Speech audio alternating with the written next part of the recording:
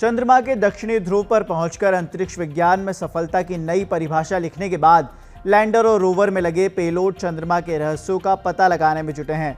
दरअसल भारत के चंद्रयान-3 की बदौलत ही इतिहास में पहली बार चंद्रमा के दक्षिणी ध्रुव के बारे में पता चला है और अब लैंडर विक्रम पर लगे पेलोड ने चंद्रमा की सतह के तापमान की प्रोफाइलिंग की है, जिसके बाद वैज्ञानिक भी हैरान हैं।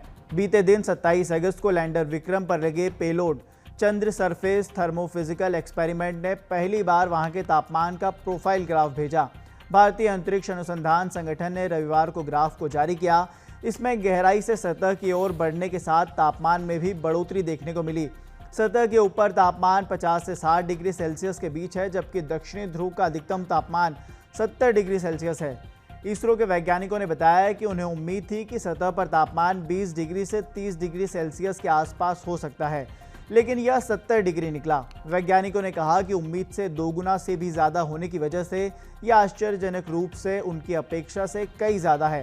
पृथ्वी पर 2 से 3 सेंटीमीटर की गहराई में तापमान में बमुश्किल 2 से 3 डिग्री सेल्सियस का अंतर दिखता है, जबकि चंद्रमा पर यह लगभग 50 डिग्री सेल्सियस है। इसरो के वैज्ञानिकों की माने तो विक्रम लैंडर पर लगे इस पेलोड में खास उपकरण लगा है, जिसमें तापमान मापने के लिए 10 सेंसर हैं। यह उपकरण कंट्रोल एंटी सिस्टम की मदद से सतह के नीचे 10 सेंटीमीटर की गहराई तक पहुंचने में सक्षम है। इसरो द्वारा जारी इस ग्राफ में अलग अलग गहराइयों पर दर्ज किए गए तापमान में अंतर को भी दर्शाया गया है, जिसे उपकरण ने जांच के दौरान दर्ज किया था। विस्तृत अवलोकन फिलहाल चल रहा है। चंद्रयान-3 पर वैज्ञानिकों का और क्या कहना है, वो भी आपको सुनाते हैं।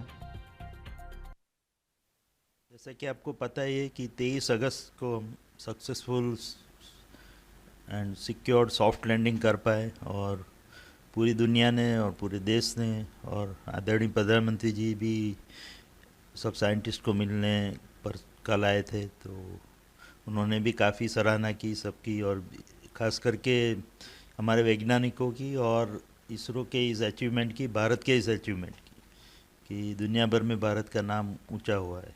तो ये तो बात हुई लैंडिंग की। उसके बाद अभी रियल वर्क शुरू होता है कि लैंडिंग तो एक बात है, उसके बाद रोवर का मूवमेंट कराना, वो दूसरी जो उद्देश्य था वो भी परिपूर्ण हुआ।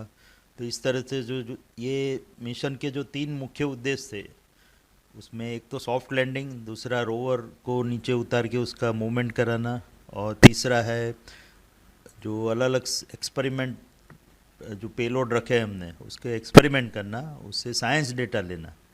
तो 2 उद्देश्य तो हमारे पूरे हो चुके हैं और उसमें काफ़ी हमने भारत का नाम रोशन किया। और अभी जो तीसरा उद्देश्य है उसके लिए काम चल रहा है इसरो के द्वारा, इसरो के साइंटिस्टों के द्वारा और वैज्ञानिकों के द्वारा खास करके। और उसमें हमारा अभी जो मुख्य उद्देश्य है वो है रोवर का जितना हो सके चंद्रमा की सरफेस पे, सतह पे, ज़मीन पे उसका मूवमेंट कराना, उसको घुमाना, जिससे अलग अलग जगह से हम एक्सपेरिमेंट कर पाए और उसका डेटा कलेक्ट कर पाए। तो जो मुख्य उद्देश्य है कि जितना हो सके उतने एक्सपेरिमेंट करें और उसका डेटा हम पा सके इधर पृथ्वी पे, जितना हो सके उतना। तो और क्योंकि आपको पता ही है कि हमारे पास समय कम है, 14 दिन ही है हमारे पास कुल ये मिशन के लिए, तो अभी 4 दिन तो पूरे हो चुके हैं। तो बाकी के 10 दिनों में हम जितने से जितना कार्य कर पाए, एक्सपेरिमेंट कर पाए, उसके शोध कर पाए, तो वो बहुत ही महत्वपूर्ण है और इसके लिए कार्य चालू है। और जैसा कि आपको मैंने बताया कि हम रेस अगेंस्ट टाइम उस तरह से है कि हम हमारा ये जो दौड़ लगा रहे हैं हम समय के खिलाफ, क्योंकि 10 दिन में हमको जितना हो सके उतना काम कर